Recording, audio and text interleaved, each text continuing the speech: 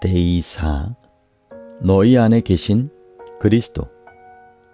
성령의 침례를 받는다는 것은 신자들이 그 삶 속에서 그리스도를 더욱 풍성하게 영접한다는 것을 의미한다. 예수께서 이런 일이 있을 것을 예견하시고 하나님 아버지께서 보내셔서 신자들 안에 거하시고 함께 하실 다른 보혜사에 관한 약속을 주셨다. 내가 아버지께 구하겠으니 그가 또 다른 보혜사를 너희에게 주사 영원토록 너희와 함께 있게 하시리니 저는 진리의 영이라. 세상은 능히 저를 받지 못하나니 이는 저를 보지도 못하고 알지도 못함이라. 그러나 너희는 저를 아나니 저는 너희와 함께 거하심이요 또 너희 속에 계시겠음이라.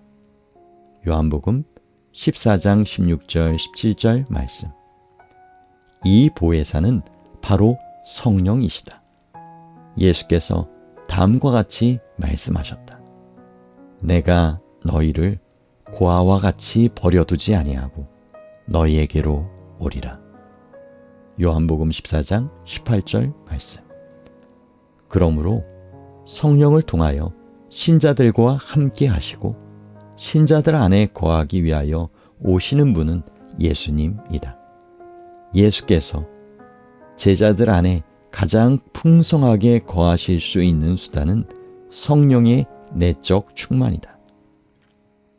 그의 그리스도의 계명들을 지키는 자는 주 안에 거하고 주도 저 안에 거하시라니 우리에게 주신 성령으로 말미암아 그가 우리 안에 거하시는 줄을 우리가 아느니라.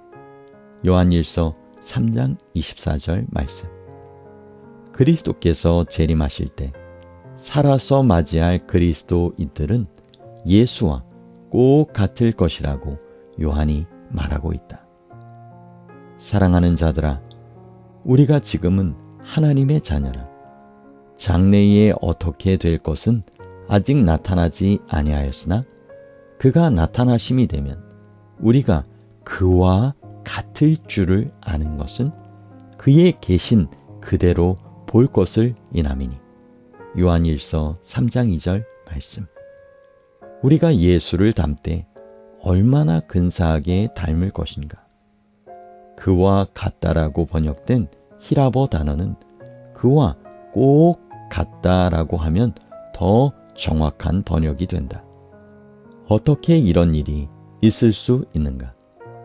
날마다 성령의 침례를 경험함으로 그리스도께서 우리 안에서 우리를 대신하여 거하실 수 있다. 사도 바울은 이것을 다음과 같이 설명하고 있다. 내가 그리스도와 함께 십자가에 못 박혔나니 그런즉 이제는 내가 산 것이 아니요 오직 내 안에 그리스도께서 사신 것이라.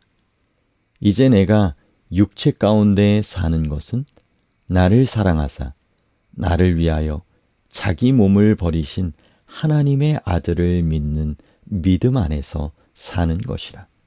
갈라디아서 2장 20절 말씀. 성령의 내재하심을 통하여 그리스도께서 오셔서 우리 안에 거하실 수 있다. 그리스도의 내주하심 때문에 성령으로 충만한 신자들은 그리스도의 마음을 소유하게 될 것이다. 누가 주의 마음을 알아서 주를 가르치겠느냐? 그러나 우리가 그리스도의 마음을 가졌느니라. 고린도전서 2장 16절 말씀. 너희 안에 이 마음을 품으라. 곧 그리스도 예수의 마음이니. 빌립보서 2장 5절 말씀. 그리하여 신자들은 그리스도께서 좋아하시는 것은 좋아하게 되고 그리스도께서 싫어하시는 것은 싫어하게 될 것이다. 의와 성결은 더욱 좋아지고 죄는 더욱 싫어질 것이다. 그리스도께서 아버지께 순종하셨던 같은 순종심을 신자들도 가지게 될 것이다. 그때 내가 말하기를 내가 왔나이다. 나를 가리켜 기록한 것이 두루마리 책에 있나이다. 나의 하나님이여, 내가 주의 뜻 행하기를 즐기오니 주의 법이 나의 심중에 있나이다 하였나이다. 시편 40편 7절 8절 말씀. 영혼을 향한 그리스도의 열망이 신자들의 열망이 될 것이다. 인자에 온 것은 잃어버린 자를 찾아 구원하려 함이니라. 누가복음 19장 10절 말씀. 사도 바울에 의하면 그리스도의 지혜와 의와 성결하심이 신자들에게 주어진다. 이는 아무 육체라도 하나님 앞에서 자랑하지 못하게 하려 하심이라. 너희는 하나님께로부터 나서 그리스도 예수 안에 있고 예수는 하나님께로서 나와서 우리에게 지혜와 의로움과 거룩함과 구속함이 되셨으니 기록된 바 자랑하는 자는 주 안에서 자랑하라 함과 같게 하려 함이니라. 고린도전서 1장 29절로 31절 말씀. 그리스도의 덕성과 품성의 고결함이 온통 성령의 충만을 입은 신자들 안에 거하게 된다. 이는 그리스도께서 신자들 안에 거하시기 때문이다. 사도 바울은 이것을 너희 속에 그리스도의 형상이 이루어진다고 묘사했다. 성령의 충만을 입은 신자들은 주의 영으로 말미암아 영광으로 영광에 이르러 그리스도의 형상으로 변화되면서 매일 그리스도를 닮아 갈 것이다. 그리스도의 품성이 신자들 안에 온전히 개발되는 것은 성령 충만을 통하여 신자들의 삶에 그리스도께서 거주하심으로 말미암아 일어나는 현상이다. 성령을 영접할 때 그리스도와 함께 성령의 열매까지 받게 되는 것이다. 오직 성령의 열매는 사랑과 희락과 화평과 오래 참음과 자비와 양선과 충성과 온유와 절제니 이 같은 것을 금지할 법이 없느니라. 갈라디아서 5장 22절로 23절 말씀.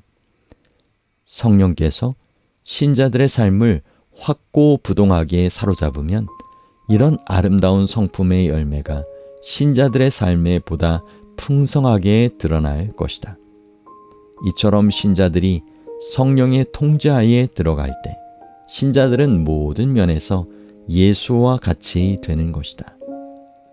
또한 성령의 침례로 말미암아 그리스도의 약속, 곧 신자들이 그리스도께서 행하신 것과 같은 일을 하며 오히려 더 큰 일을 할 것이라고 하신 약속이 성취될 것이다. 내가 진실로 진실로 너희에게 이르노니 나를 믿는 자는 나의 하는 일을 저도 할 것이요 또한 이보다 큰 것도 하리니 이는 내가 아버지께로 감이니라. 요한복음 14장 12절 말씀. 이런 일은 성령의 침례를 받은 신자들이 지속적으로 성령의 인도하심을 따라 생애할 할 때라야 가능하다. 실제로 각 신자는 세상을 향하여 그리스도와 일반이다. 신자들은 그리스도의 입이 되고 그리스도의 손과 발이 되어 그리스도께서 하셨던 것처럼 설교하고 가르치고 병을 치료하고 귀신들을 쫓아낼 것이다. 이것은 온 피조물이 고대하는 바 하나님의 아들들이 나타난다고 한 말씀이 문자 그대로 성취되는 것이라고 볼 수 있다. 피조물에 고대하는 바는 하나님의 아들들에 나타나는 것이니 로마서 8장 19절 말씀. 이 일이 하나도 빠짐없이 이루어질 때 땅은 하나님의 영광의 품성으로 환하게 빛날 것이고 그제야 종말이 올 것이다. 이 일 후에 다른 천사가 하늘에서 내려오는 것을 보니 큰 권세를 가졌는데 그의 영광으로 땅이 환하여지더라. 요한계시록 18장 1절 말씀. 성령의 침례를 체험한 신자들이 그리스도의 임재를 지속적으로 유지하는 것이야말로 그리스도의 영광의 소망이 세상에 밝히 드러나는 유일한 길이다. 하나님이 그들로 하여금 이 비밀의 영광이 이방인 가운데 어떻게 풍성한 것을 알게 하려 하심이라. 이 비밀은 너희 안에 계신 그리스도 신이 곧 영광의 소망이니라.